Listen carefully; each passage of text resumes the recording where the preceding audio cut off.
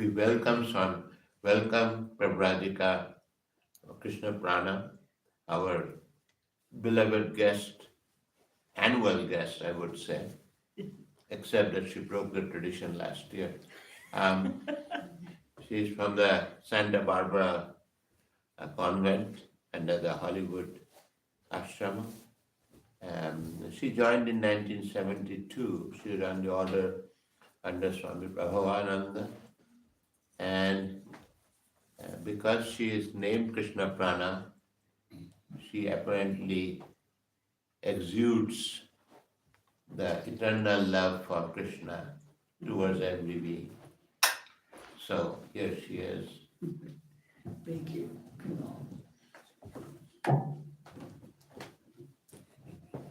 I'll move this just a bit, it scares me. Good morning, everyone. And today, I know I should start with a chant, but I don't. Today we're going to be discussing the journey of life. Now, when I first entered the convent or met some of the nuns and Swami Prabhavananda, one of the nuns, as I was walking up the path to the convent, said to me, "Where are you going, baby dear? Out of the nowhere into the here." And I looked at her and I said, "What do you mean?" And she says, "Think about it. Where are you going, baby dear? Out of the nowhere into the here." And I thought, it's actually a kind of turn of the century, 1800s to 1900s century poem about babies. But it was the time when there was a great movement in the United States about transcendental meditation and all of that. It was all going on in the East. And they had many poets who wrote poems that addressed that subject. This poem, however, didn't. It was about where do babies come from and who gives them all their property, where did your eyes come from, where did your hands come from? And it's all from God. Okay, but she only ever quoted this one line, the two lines. And I thought, that makes perfect sense. Where do we come from? Out of Brahman into Maya. Every time we take a birth, we come out of Brahman into Maya. Why? Why do we do this? And what is the purpose of it? What are we doing? Why do we keep choosing to come back to Maya? Obviously, because we have things to learn. We have things we have to deal with, things we have to recognize. And according to Vedanta, which made perfect sense to me, we have different phases of life. We have different paths, not paths. We have, of course, the four: Dharma, Artha, Kama, Moksha. Okay, we'll start with that. We have right activity, right purpose. We have wealth, the pursuit of wealth. We have the pursuit of pleasure, and we have the pursuit of liberation. All of these are perfectly right and normal. They are all valid things to do in our lives at different periods in our lives. So what are the periods in our lives? Yes, everyone has the right to right action, and we have that choice when we come in. We choose what is the right action for what we need to know. What is the right action for where we want to go? Because we all have an innate sense of right and wrong, whether we like it or not. When we do something wrong and we're laughing, we do know that we've done it. Everyone does. And we have a little guilty conscience, or we pretend we don't have a guilty conscience. I was telling a story about one of our Sunday school children who I had been having Sunday school, and I had a whole passel of these little boys who were running around the property, and I said, "Don't anyone climb a tree." And I looked over, and here was this one little boy, 10 feet off the ground in the tree. And I went, "Ziggy, is that you?" "Nope." "Not me." I said, "Huh, looks like you." But, I mean, we all do these kind of things. We know we're doing it. And we have sometimes regret, sometimes not. Sometimes our self-protection is in bigger, ahead of our regret. But part of that is our dharma. I mean, we have the choice. Then we have arta, the pursuit of wealth and success. Yes, at certain points in our evolution and in our reincarnation, we need success, power, and money. And you need a certain amount to take care of your family, to pursue ends, to do whatever you're doing. As long as it's not done at the expense of other people. This is a valid pursuit. As long as we are not using other people or abusing other people or putting other people down, taking advantage of them, then yes, pursue wealth. You can use it for good, or you can use it for not so good. You can use it to protect your family, and if that's good. You can use it to help the poor, that's good. You can use it unselfishly, because we all know we reach a point where we have enough for our needs. Pleasure, why not? I mean, the good Lord made us, and Maya developed our senses, and they're all outgoing. Why can't we look at beauty? Why can't we look at all the things that are there available for us, as long as we do not use it, once again, selfishly, or to our advantage over other people? Anything nothing is wrong in this world if we don't do it selfishly. Basically, I mean, Vedanta, one of the first things that I encountered was we don't believe in sin. And I thought, being raised a Christian, of course we believe in sin. There's sin. No, we believe in ignorance. We don't know any better. We're here to learn better. We're here to learn how to do things better. Okay?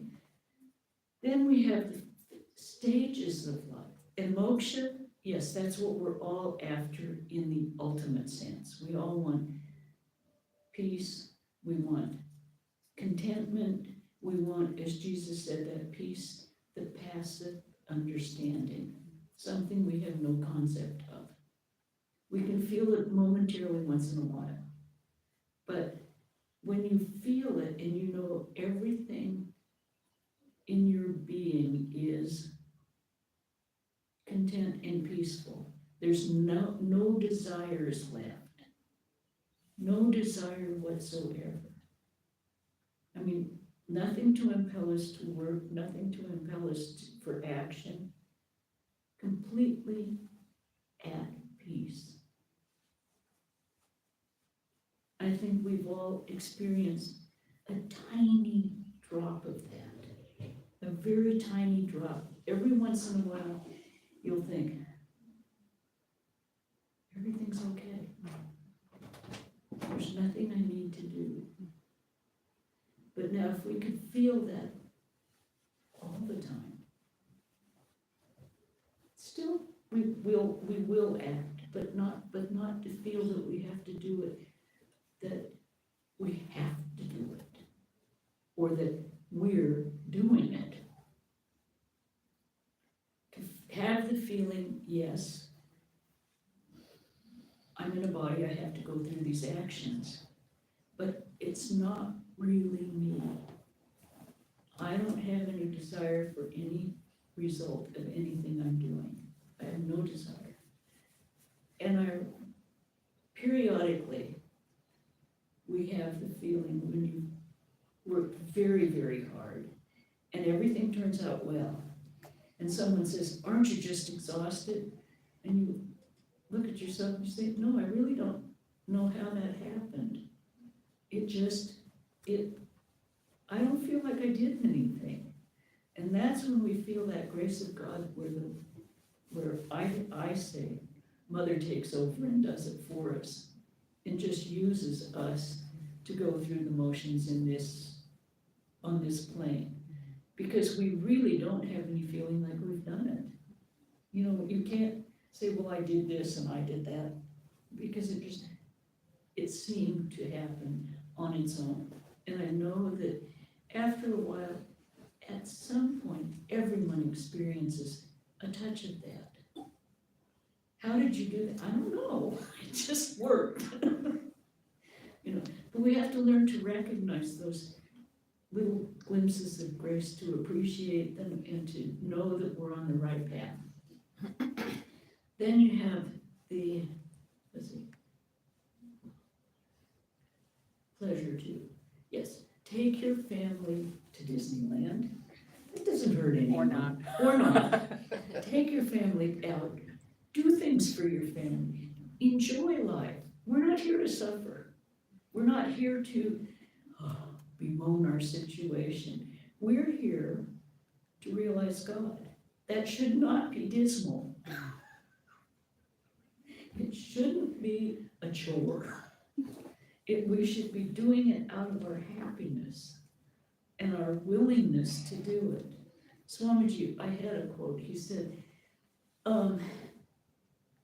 people torture themselves and put great emphasis on being strict. And he says, you can fast for 2 days. Okay, what good does it do? You can fast for 20 days. And the worst man who fasts for 20 days will be gentle and kind. Okay, and as soon as he stops, all of his other behavior returns 20 times as great. So he says, why would we do this? We're not put on this earth to suffer. We're put on this earth to learn our lesson. We have to identify our lesson. And this is our journey in life, to identify. There's things we can change, things we can't change. But to identify why we're in, what is it I really do have to learn? What is the thing that keeps coming up in my life that isn't quite right? And what do I have? We're given the right, according to Vedanta, we choose the parents that we get. We choose the race we have. We choose all of these things prior to our birth. And we choose the perfect situation to learn our lesson. Unfortunately, we often have these things called samsaras where we have old habits and we bring them with us. Now we have to look at that, because if we, and it is a choice, if we choose to go along with the old habits, because it's much easier. It's much easier to just do the road. Do it again and again and again and again, and hope that we get something different. But in reality, we have to look at those. We have to recognize what we're doing first. So it takes a lot of self-awareness and self-analysis.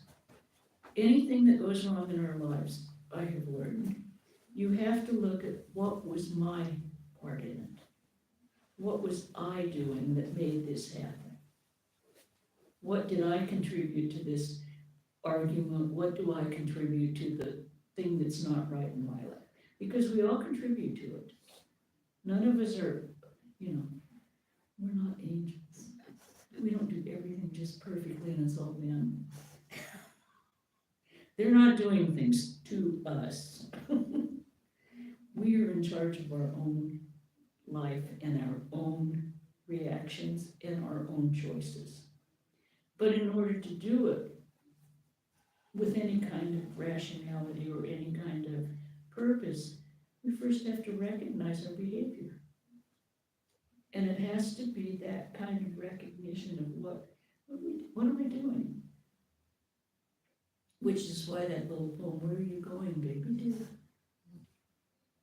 Where are you going?"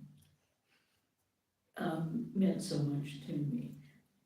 So when we get to that point, it basically, according to my mind, boils down to controlling, recognizing how our mind works, recognizing what we're doing, and trying to contain the mind, to erase or replace the old disruptive habits and try and replace them with positive habits. Because we can all do this. We've all done it all of our lives. You're told you cannot have, say, sugar anymore. Now, you don't like it, but if your life depends upon it, you will make the effort to control it. Now, if we look at the point where our life, our eternal life, depends upon our realization of God or recognizing our own divinity, then we will take the steps. Unfortunately, we don't give it quite that importance usually. We tend to say, yes, that's my ultimate goal, but it's not. My life does not depend upon it, because we're still identified with this life. We haven't identified with our divine mother or our divinity. And that takes a lifetime of practice. Now, I always go back, and I have to read it because I don't have it memorized, okay? I don't know if you, well, how do we start our habits? How do we do that? Okay, we come in with these samsaras, and you can see it. You can see it in babies. As soon as they're born, you can see every single baby. Those of you that have had more than one child, those of you that have had twins, can immediately see the difference between the children. Those of you that have only had one child, you immediately, almost immediately, see certain propensities. My mother said, I was born, I can do it myself. She said, I don't know where that came from. Most kids like having things done for them. Right. Well, I can do it myself. So, but all of these things happen. I remember seeing twins when I first moved into Santa Barbara. One of my best friends had twin boys. And in those days, they laid them out in the nursery and you could go peer through the window and look at them. One of the little boys was lying there like a lump, perfectly content, sleeping soundly. The other one was in constant motion, legs and arms and everything moving. And I thought, but they're identical twins. No, never. We spend the first part of our life, all of it trying to exert ourselves, become a person. When we want to be an individual, even as a baby. And we spend those formative years forming our ego. We are establishing our ego and giving it strength with various ways of interacting with our parents, with the world. And that's fine, because we have to have an ego to renounce it. You can't renounce something you don't have. So you have to have a good, strong one. You have to have one that will lead you in the direction you want to go. And you have to decide on the direction. That's the other thing. We have to have a goal. And just something that we decide. I mean, when I in finding Vedanta, it made sense to me, and I thought, yeah, that's what I want to do with my life. This is not something that happened in this life. This is leftovers from God knows how many lives. Because what Western person would immediately find identification with the Hindu philosophy without something behind us? I mean, it's not what you would expect. And now you have how many Western monastics in the Ramakrishna order? There are quite a few of us. God knows why we got here. And that's the truth. God knows. Because it's not something that necessarily we decided on. It's often, I mean, those among you who were not familiar with the Ramakrishna mission, even in India, what made you come here and decide to take it up? I mean, seriously, it's all part of our journey through life where we are on our way to our realization, but we have to know that. And it doesn't mean that every single day you have to say, I'm going to realize God. You do in the back of your mind, but you say, you try not to do things that take you away from being the person you know you are and that you want to manifest. You do the things that promote the person you want to manifest. Like, you're kind to other people because you don't want to be known as the person that no one can get along with. No one wants that. You don't want to be known as the person who's mean to everyone. We don't want to do that. Most of that is ego and fear. I say a ton of stuff boils down to being afraid. Fear of appearing insignificant, fear of other people's opinion of you. No, that's why we build that ego. And hopefully we identify that ego with our divine nature rather than our body and our fickle mind. Now, in the United States, there is this wonderful program called AA, Alcoholics Anonymous. Now, did all of you know that the major part of the book was written in the Trabuco Monastery? It was written when it was Gerald Heard's college, but 2/3, I would say, of the tenets of AA are Vedanta, basic Vedanta. I mean, their first, the major prayer of AA is, God, grant me the serenity to accept the things I cannot change, the courage to change the things I can, and the wisdom to know the difference. Yes. Now, I mean, think about that. Isn't that what we all need to do? We have to learn forbearance on things we cannot change. We cannot change our race. We cannot change our nationality. We are born in a certain situation. Those things we cannot change. So we accept those with the things that go with it. Either praise, blame, ignorance, bias. We have to learn to, that's one of the lessons we have to learn in this life, because those things we cannot change. But, and the courage to change the things we can.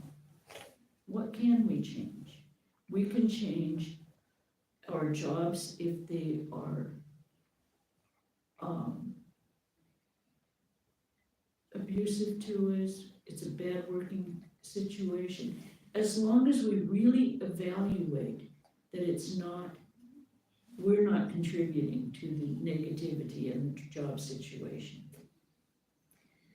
As long as we stay positive, we can change our location if it's not serving you well. We can get out of situations that are detrimental to our own growth towards God. We can get out of abusive situations, we can get out of dangerous situations. But the courage to do it, this is what they're asking, the courage to change the things you can.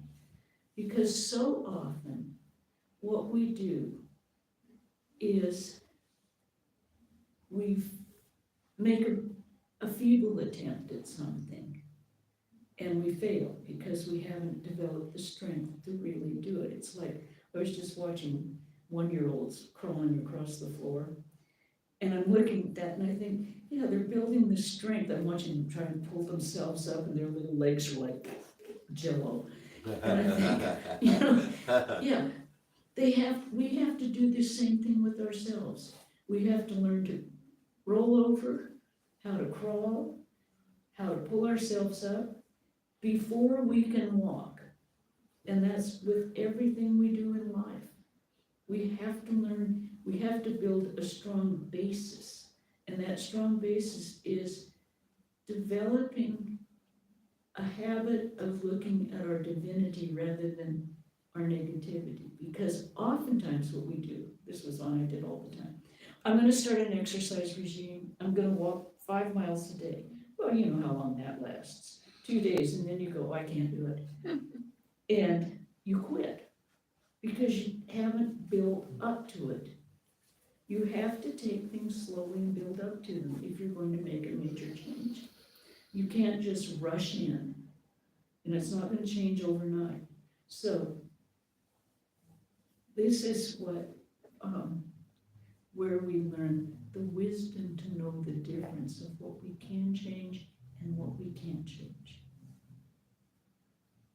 And that is, to me, one of the, almost the essence of discrimination in our life.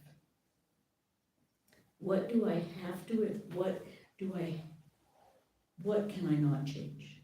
And we have all those things, like, especially I think right in the United States, that hit me particularly. We can't change our race. And there's all kinds of bias, there's all kinds of discrimination, there's all kinds of everything. We can't change that, but we can change our attitude towards it.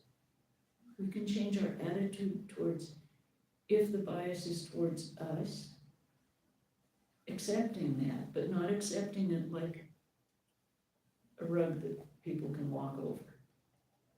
Showing being sure of who you are, being sure of your own strength inside, and then you can say, well, they're ignorant, they don't know. And you can accept what they say and slowly try and change their minds. We have one Mexican family in our neighborhood, okay? It's a very, very exclusive neighborhood in Santa Barbara. And everyone's just going, they shouldn't be here. It's our fault they're here, okay? And we are lucky because the father of the family quietly just goes around and helps the other families. And now they're all, oh, aren't we so lucky to have them in the neighborhood? Because, you know, but it was his kindness and not accepting that he was inferior. He knows who he is. He is not inferior to anyone.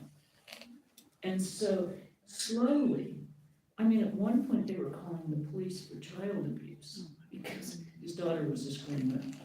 And every time they said, you know, they tried to discipline her, she would stand in the driveway and scream. It really annoys me. And I said, how do you feel about that? He said, no, I think that's right. He said, it's good to protect the children. He said, we weren't doing anything, and they knew that after they talked to us, but it's good they protect the children. So he sees the positive in even negative circumstances.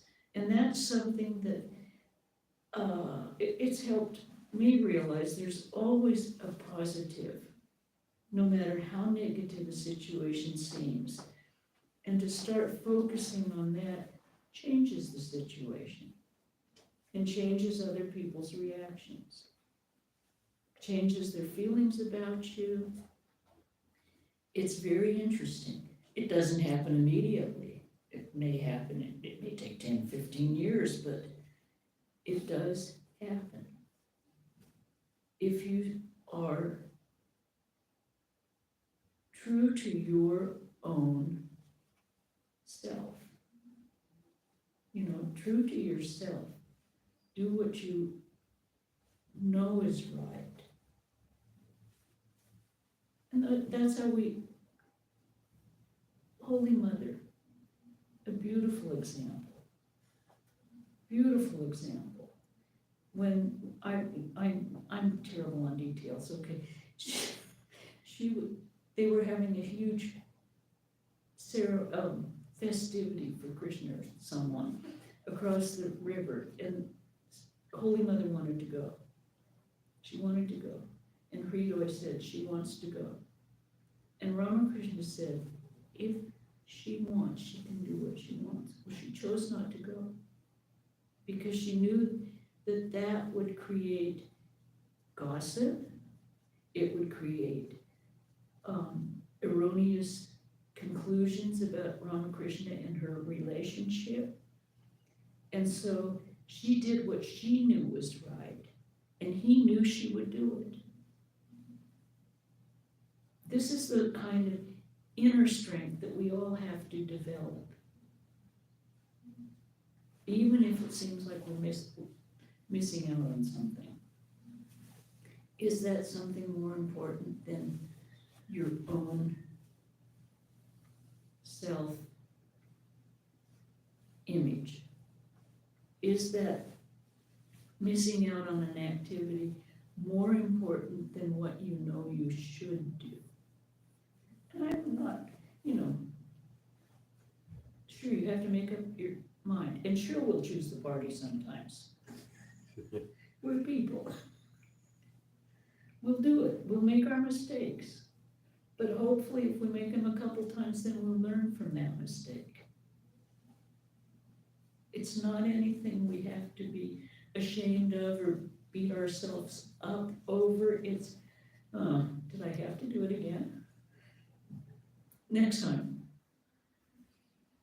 But we don't have to castigate ourselves. We don't have to punish ourselves. We don't have to, I'll never be good. I'll never make it. That's diving into the depths of negativity and no place to be.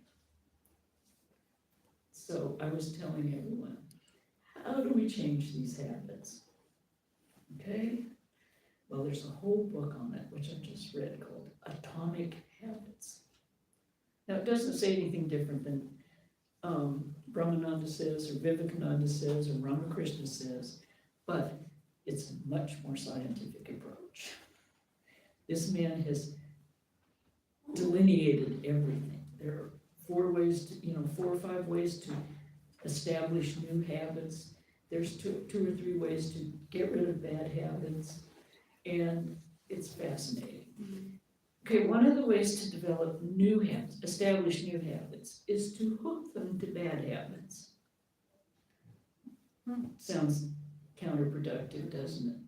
Okay, but you have something, you say, being on my telephone with Instagram for half an hour a day is not really a habit that I want. But I get kind of lost. And someone else told me, well, I get lost on Facebook. Somehow it goes and it goes and it goes, and it's been an hour and I'm still on. And I realize I don't want that. So what would I like to do instead of Facebook? Something that would be beneficial to my direction. Okay, I would like to establish going out and walking in the woods, which is much more productive for me, soothes my mind, and makes me healthier. So you can either do it one way or the other. One way you say, I will allow myself to be on Facebook or Instagram is my problem, for 20 minutes, no more. And then I promise myself that I will go for a 10-minute walk. Okay, you can do it that way, or you go, I'm going to go for a 10-minute walk and then I will allow myself this much Facebook or Instagram or whatever you're on, TikTok, or who knows what. Thank God I haven't discovered those. But you do this repetitively and keep your promise to yourself. You don't, and you do not skip more than one day. If you skip 2 days, you're going back into the bad habit. But if you do skip one day, don't get too upset, because we all do. And then just gently go back to the good habit, to what you are trying to establish. And eventually, you achieve your goal. You increase the time and decrease the time. Decrease the time of the bad habit, increase the time of the good habit. Swami Sarvagatananda has a book. Well, he doesn't have the book out. It's his sayings, staying spiritual, being practical. And it's written daily, little daily quips from what he was telling in classes and talks that one of the nuns in San Francisco collected while she was with him. And basically what he says is we all have, our minds are really out of control. We sit down to meditate when we first start, and I don't know if you all had this occurrence, but I planned more gardens and more meals and more redecorating than you would ever hope to see in your life. I mean, I had datings planned as I sat down to meditate. Hardly ever got to meditating. But you persevere, and as Brahmananda said, practice, practice, practice. That's how we change habits. But Swami Sarvagatananda says that just every time one of these distracting thoughts comes up, to just say to that thought, I really don't have time today. And if you have a mantra, say your mantra. I really have to do this. I would really like to think of God. And he said, after a while, it's automatic. I just don't have time for you right now. You don't try and change it. You don't try and, I can't ever think of that again. I'm never going to do that again. Well, sure, we're going to do it again.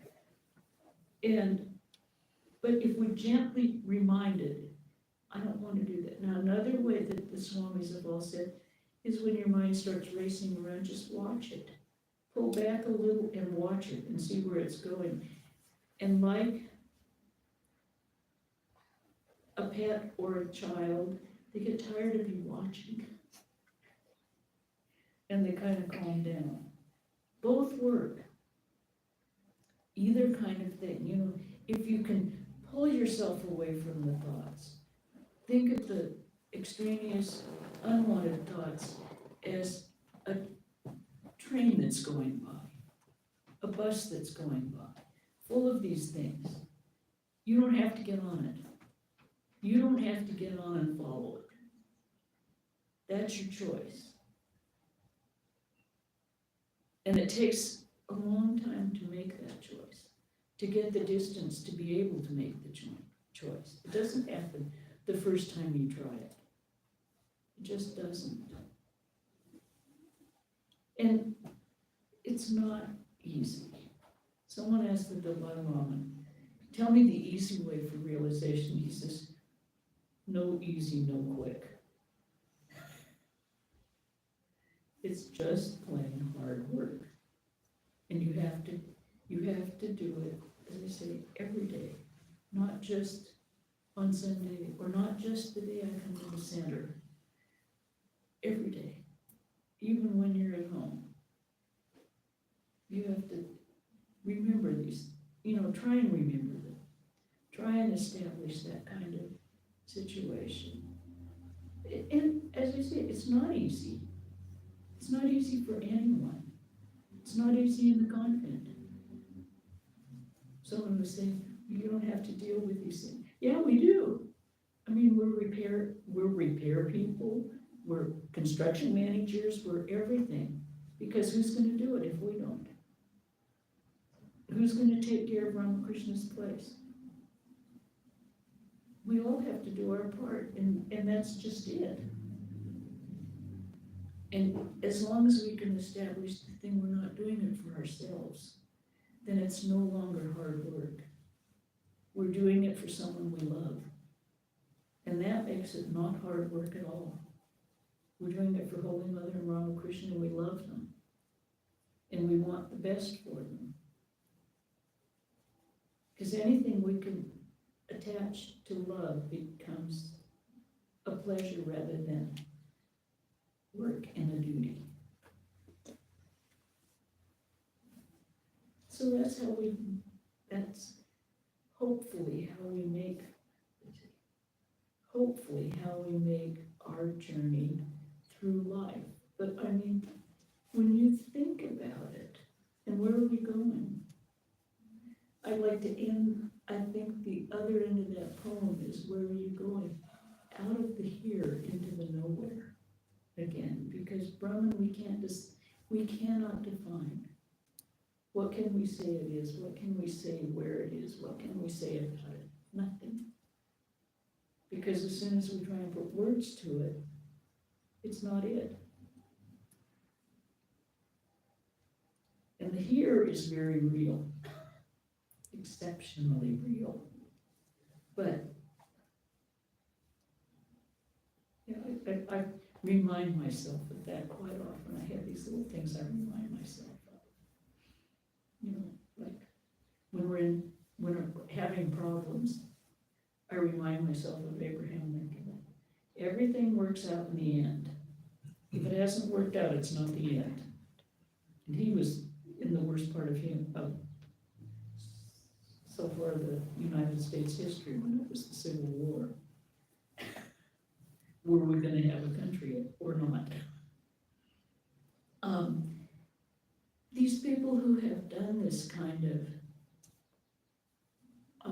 encountered these kind of problems and overcome them, always have easy things to say, which you can put in your mind, and when you encounter the same kind of problem, you can remember it, and actually it makes it kind of easier to do. Eleanor Roosevelt encountered a tremendous amount of criticism and bias. She was they thought she was horrible. No, she was really, really heroic in her time. And her statement is, no one can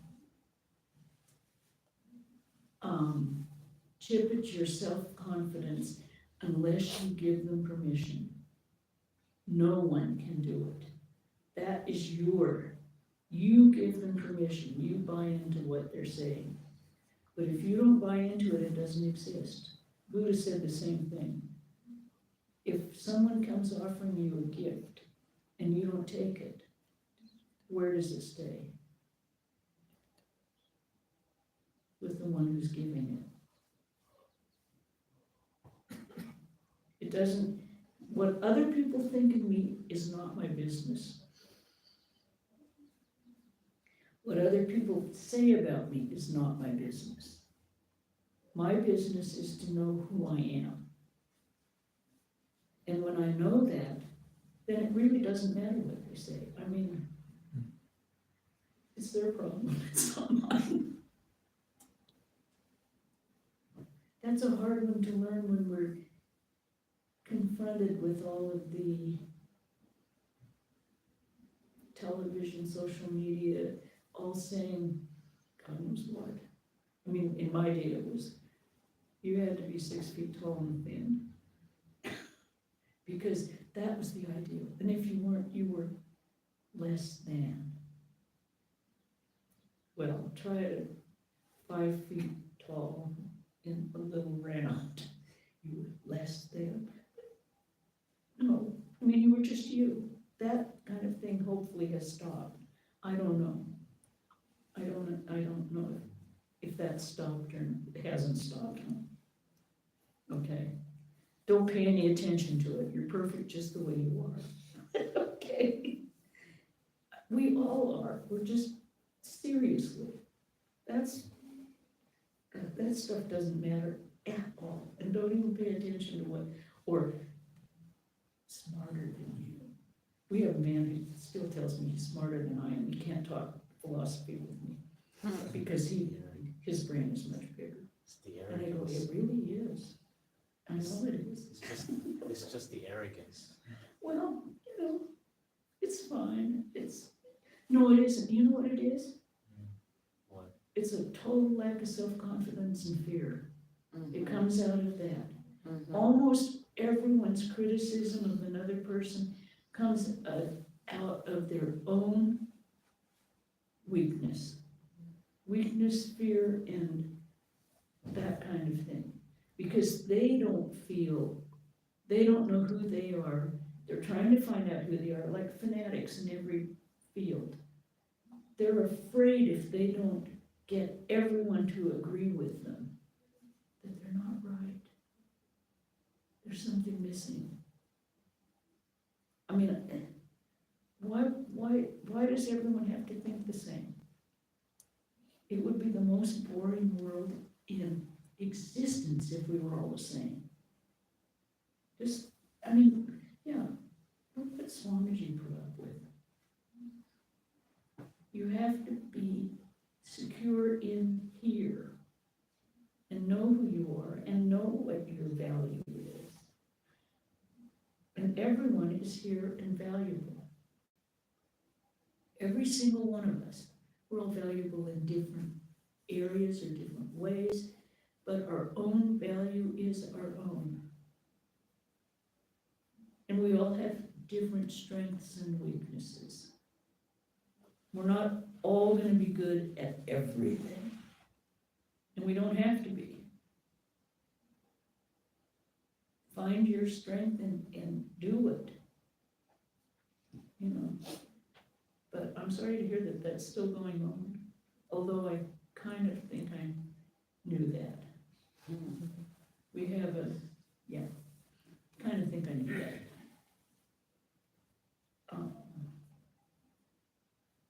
Too many kids are have too many problems. Don't have them, okay? Just be yourselves. You're perfect the way you are. You really are.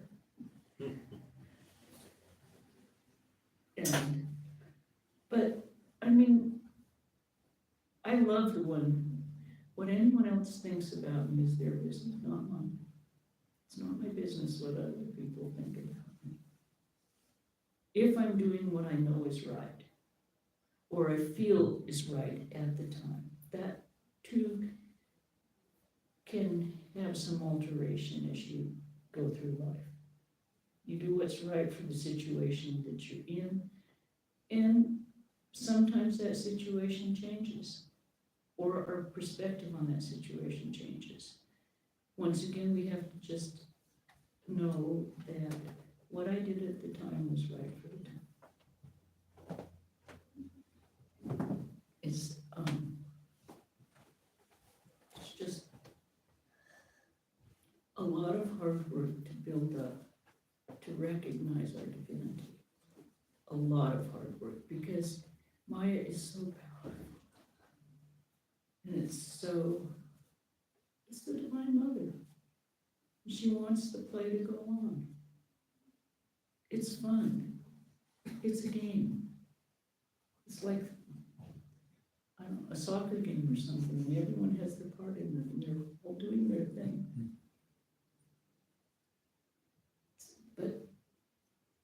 And if they all do their part, true to themselves, then she lets them go, because it gets boring. Anyway, so I really truly hope everyone has a good journey through life, a productive journey through life, and one where you find what you're seeking. But do we have questions and answers after these things? Kunal? Do we or don't we? Most probably we do. Okay. I don't right now. You don't like them. If anyone has a question, they can ask, and Kunal can close his ears. No. I would love to see questions. Okay, what's it? I just had a counter argument. Why do we come? And we all believe to learn, To learn. right? But I would argue that we learn because we come. That's true too. So They're then the not- question is, why do we come? Because Mother wills it. Well, Mother wills, no one knows why Maya. That's one of the mysteries of existence. And the only way I've ever heard it explained was the Lord wanted to enjoy himself or herself. that's the If answer you're that, by yourself all the time, what's to enjoy? I mean, the whole thing, not just I as an individual, but the whole situation, the whole Maya situation. I have no idea why it is. Right?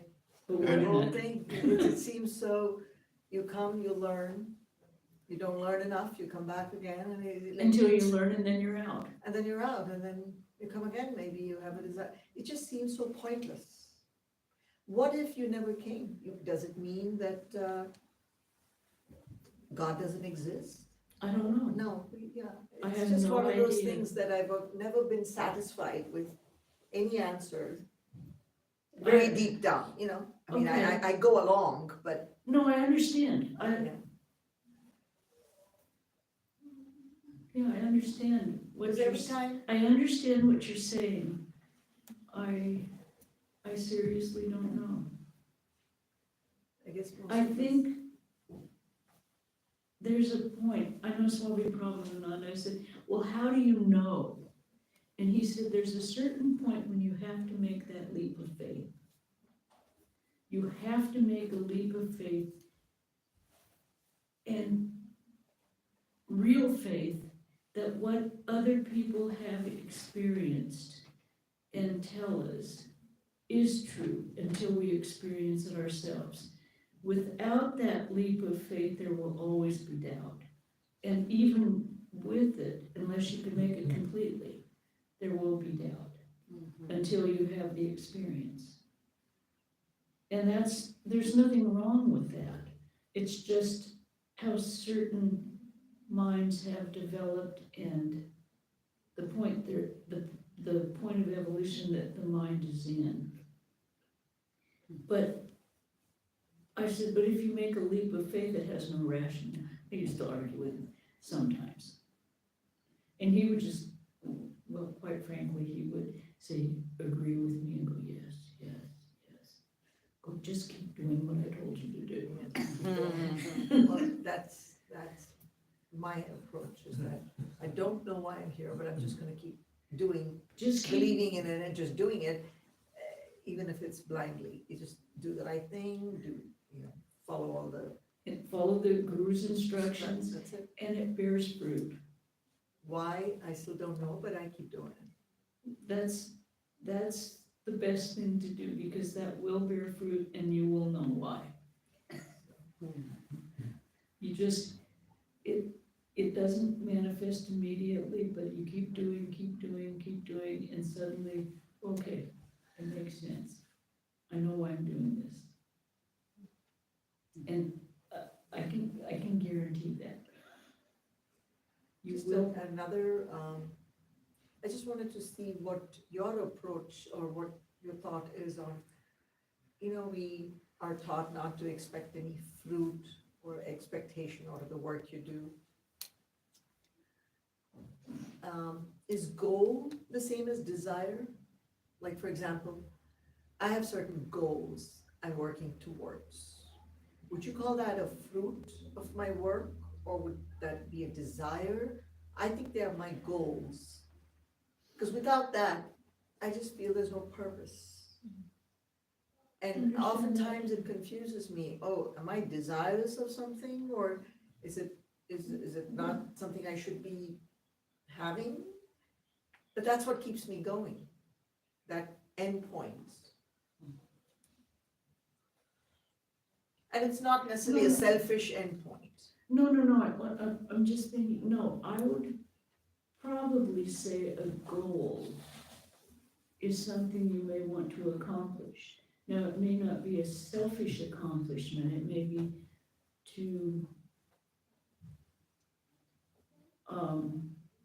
for the benefit of society, for the benefit of family, for the benefit of some, but you don't, as long as you're not looking for a lot of praise and recognition for it, as long as you can walk away, know you have done the best job you could and finished what you started to the best of your ability. But I think the desire comes in when you want your ego satisfied with other people's opinions, other people's adulation. As long as you don't expect that, as long as you would do it even if you were alone in the woods for your own satisfaction, I think that's what makes us all complete the tasks that we start. We want to finish them because leaving tasks unfinished undermines your own self-assurance. I leave things undone. I can't finish anything. And eventually those nag on your mind. So I think everyone has to develop an ability to set a goal. I want to do this, I want to accomplish this in my work or in my field of work or in my family. I want to raise my children to be kind, independent, and self-confident, but not at other people's expense. We want to accomplish those goals. And those are goals, like uncovering our own divinity. It has nothing to do with anyone else. It may help other people, but what they think about it is not part of my end wish. I'm doing this for my inner self. I'm doing it because I'm driven to do it. I think that's how great scientific achievements happen. They're not doing it for recognition. Oftentimes they get recognition afterwards, but that's not the reason they're doing it. They're doing it because they're compelled to do it. I mean, But that's true for all fields. of course it's true for all fields. People do things because they're compelled to do it. That too is part of karma and samsara and a buildup from the past lives. Why would you be, look at Mozart, he was writing full symphonies at 4 years old or something. That didn't come on this birth. It's a compulsion from your previous experience that you brought into this life.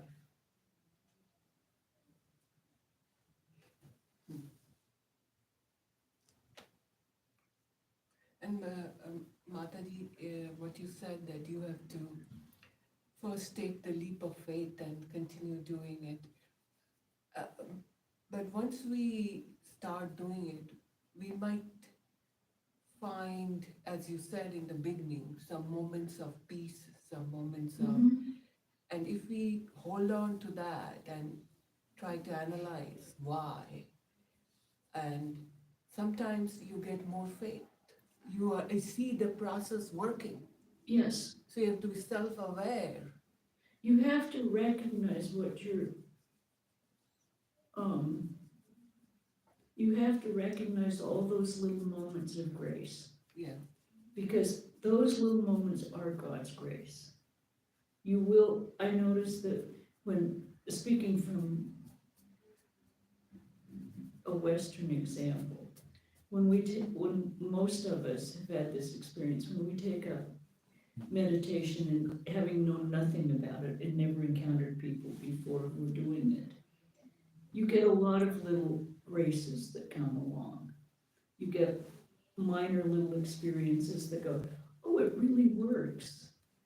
You know, and those keep you going. And I think we all have those, but we have to learn to be aware of them and not take them for granted. It was just, oh, well, that worked out. No.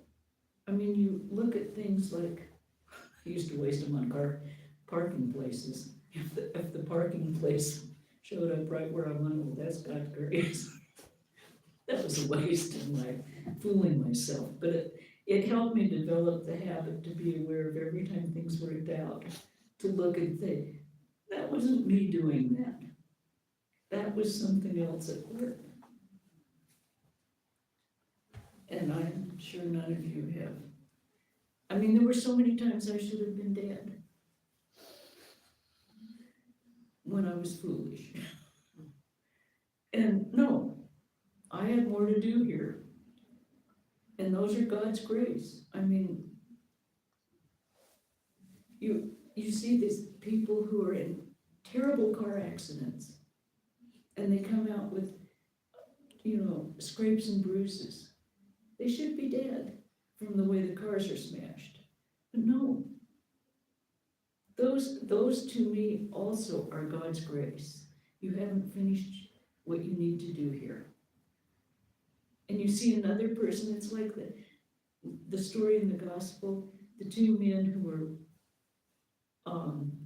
one of them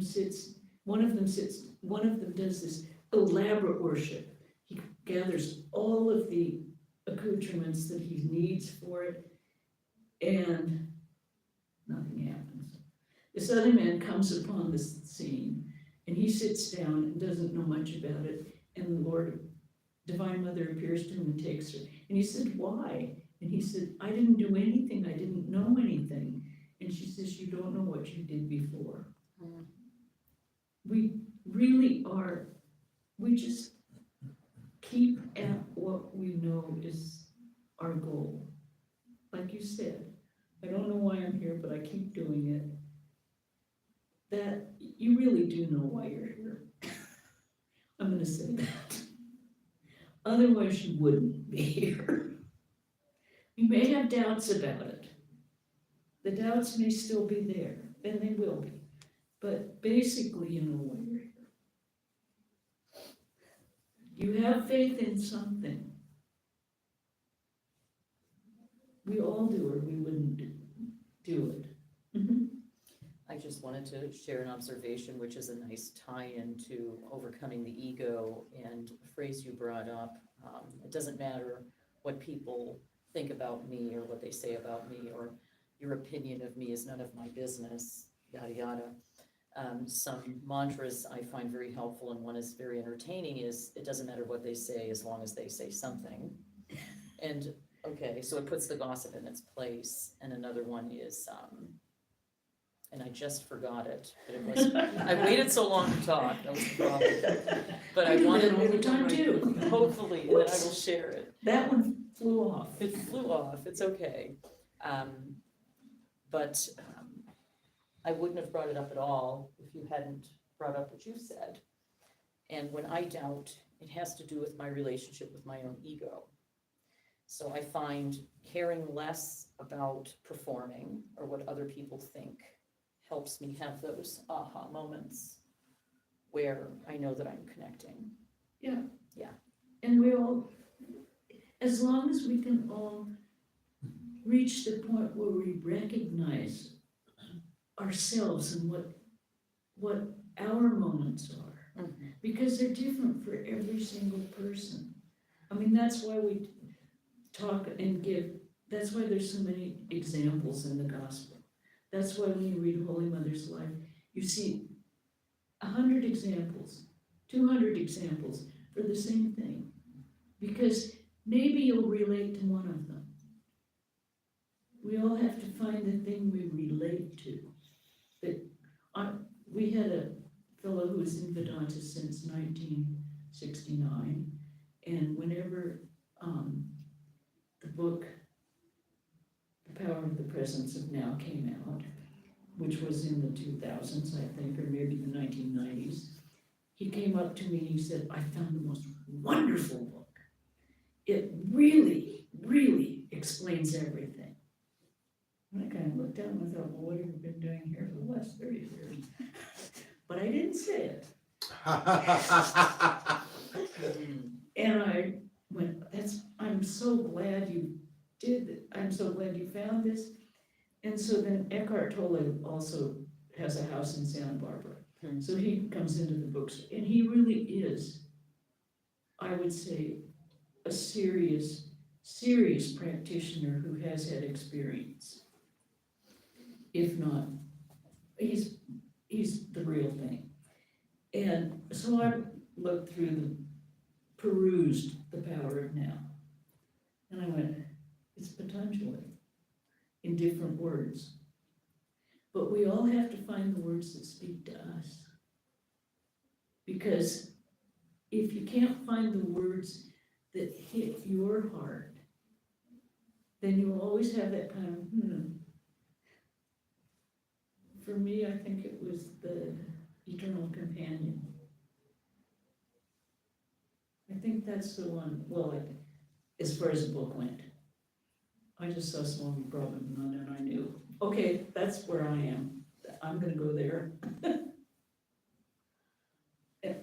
Your aha moment is completely individual, completely your own.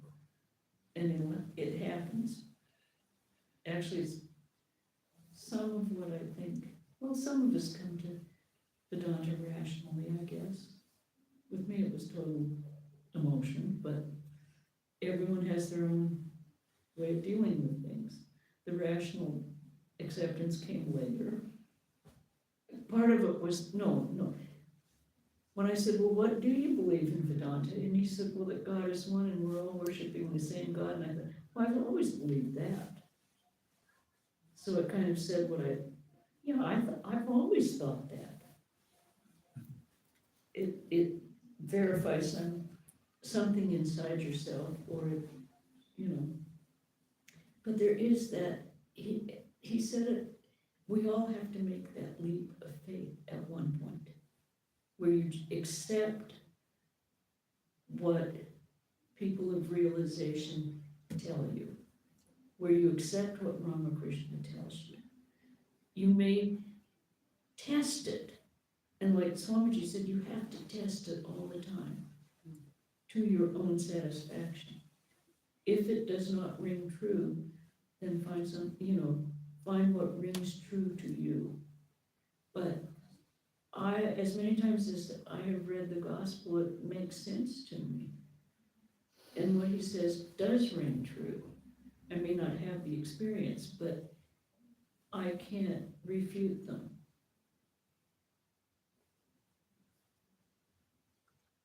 Now, I admit, I didn't take everything at face value, and I was a little annoyed at certain things. But I figured that may be me. And I would ignore the ones that I was annoyed with until I got to be a little more distance on them. Women in Gold really annoyed the devil out of me. Put it straight up. They should have said lust and greed. I understand that. Women in Gold was really against all the greedies that said women liberation. It is not women's fault. So it took me quite a few years to come to terms with that one, and when I finally started ignoring it and knowing it's lust and greed, that's fine.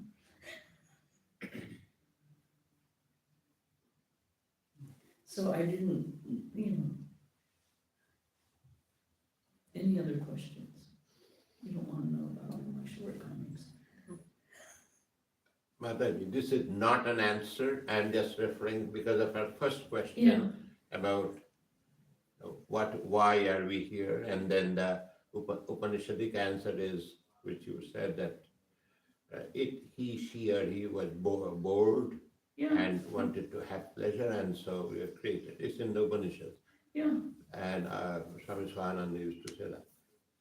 But the Swami Sarvapriyananda, I had asked the same question, and he said that from Advaitic point of view, oh, he's so good on that. no, he says, He all of, has, this is all Maya anyway. yeah, So you're asking why there is Maya is an invalid question, because you are within Maya and you are asking why Maya. But therefore my intellect is totally messed up, yeah, and so I'm asking that question. So that's what he said about the Advaitic point of view. When we see in the gospel, sometimes people allude similar questions. Then the Sri Ramakrishna says, well, it is mother's play. Why do I know mother is playing? I have no clue. yeah. And I'm not in my mother's mind, and so it doesn't go that way, but he said. So that part apparently is not to be answered. There is no answer. Not to be asked. That's not I'm saying. Not Yeah. to be asked is valid, but to get an answer is No, there is no there answer is to no it. answer. So when you said I heard that, you said I don't know. It is exactly the right answer. Well, yeah, I mean, we can't know, We can't know. because we are living in Maya. Yeah. And where are we living? That's why I love that little poem, where are you going, baby dear? Out of the nowhere, into the air. That will be Googled. Huh? He said that will be Googled. The whole poem is in, where did you get your bright blue eyes, baby dear? And they go through, where did you get your fingers, and where did you get this? And it's all from God. There's no reason for it. There's no reason. It's not logically possible to process within our minds. My own thing that I would say it's kind of a soapbox that I get on. Not a total soapbox, because I won't do it. I am totally amused at science trying to quantify God. I am completely and absolutely, what are you trying to do? What are you trying to do? You're always going to reach the point where it's inexplicable. You cannot quantify life. You cannot quantify why. You can't put a mathematical solution to it. And like Einstein and Hawking's all said, we can't do it. There's something beyond. And that's what we have to find. And I know, we can't do it. It's an experience, not a rational thinking process. And experiences are in your heart, not your physical heart, your spiritual heart. And Mataji, since you are bringing in science, so in math, there's this famous Gödel's incompleteness theorem, where he has proven, and it is well known, that when you are within a system, you cannot prove its consistency. You have to go outside the system to prove its consistency. So these are Okay. all proven. My first reaction is, well, that's a good rational cop-out. No, he has proven that. Yeah, he's proven that you can't prove it. See, my mind goes a different way. He has proven we can't prove it from here. Yeah. Yeah, exactly. Okay, that's a cop-out. Right. It's saying, whoops, But this is, Rosie's friend must have arrived. oh, Rosie's friend is, and they are great players, and so all of this is part of the game. okay. As Just long as like- it's just part of the like game, the- it's not a fight. Just like her question was. Yeah, It's but I part of the mean, game. Wasn't when there you some- can't explain something, it's like Maya. You cannot explain it. Therefore, don't ask the question. Now, whoever this mathematician is, he has reached the same point. We can't explain it, so don't ask. So you Which- don't even expect to, even in the field of mathematics, which is extremely rational and they don't expect certain things. So this- However, I bet you there's someone working on a solution. They have tried, Well, I bet you there's still someone working, maybe. because that's human nature. Mhm. You say I can't do it, I bet you I can. Isn't there some research, I can't, maybe Kunal will know, about somebody figuring out a God particle? Yes. Well, came that out. is, we call them a God particle, but that's part of the theory that there would have to be a certain thing called Higgs boson, and it was discovered.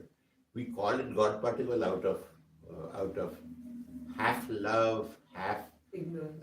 no, not ignorance, half joke. Apparently, a large part of our theory of theory of the universe depends on the question about how mass came about. Why are there massive things and why are there non-massive things? In the theory, they needed a particular particle to exist, and that's called Higgs boson. It was theorized and everybody believed in it until that year, about 10 years ago, there was an experiment where they showed that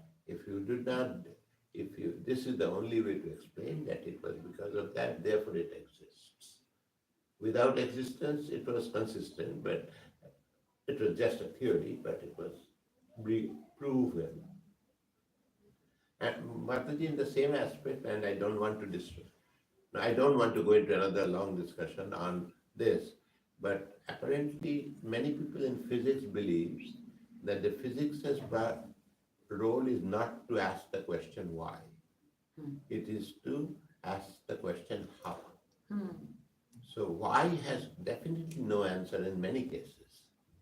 And that's fair. But even, Kunal, trying to discover how is still quantifying things that are in Maya.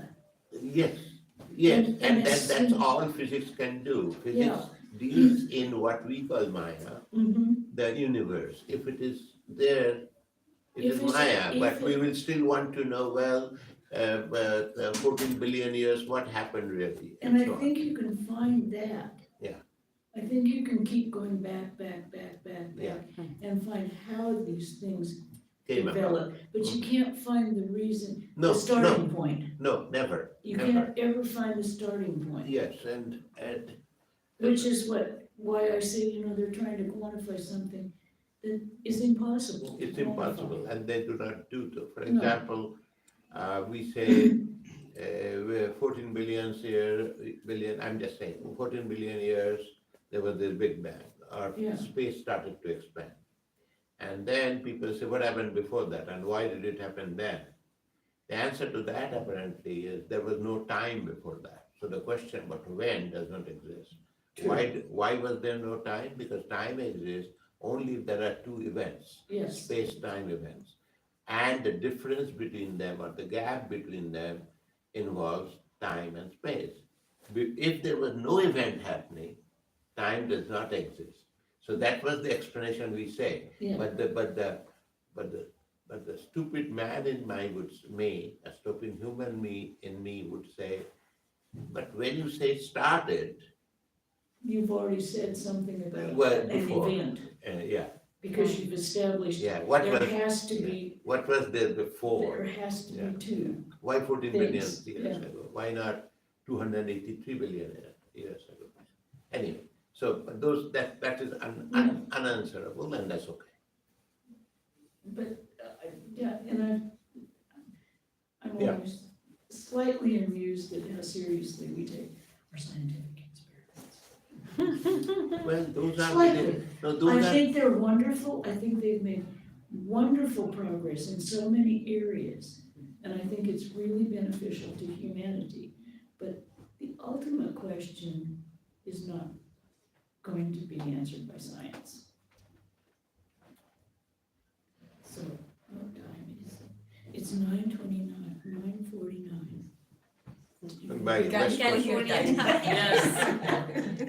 Now Gautam, yeah, Gautamda will sing Oh, songs. okay. I think Yeah. she has a question. It's not a question. My bird flew back. The other one is let them talk. Your Mexican neighbor understood the concept, let them talk, and that people are going to talk anyway. And by just performing right action, they came Oh, to the yeah. conclusions that were correct. Yes, yay. Because people are Yeah, gonna talk that's a anyway. good one. So, no, I mean, he really is. Yeah, He's a- he understood that well, intrinsically. he's one of our blessings from God. Yeah, absolutely. He is. I mean, and he thinks we're his, which I don't imagine that, but, no, I mean, it's a mutually appreciative relationship. Mhm. That's We all love great. each other. Yeah, yeah. Thank you. Thank you.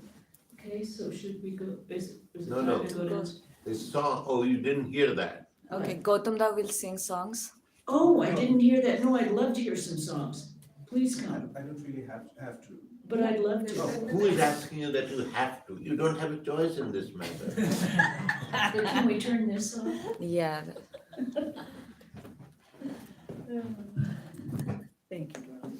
But really, nobody will hear a song then, right? How do we? Oh, let's put it over by him. I think we have another microphone or whatever, no?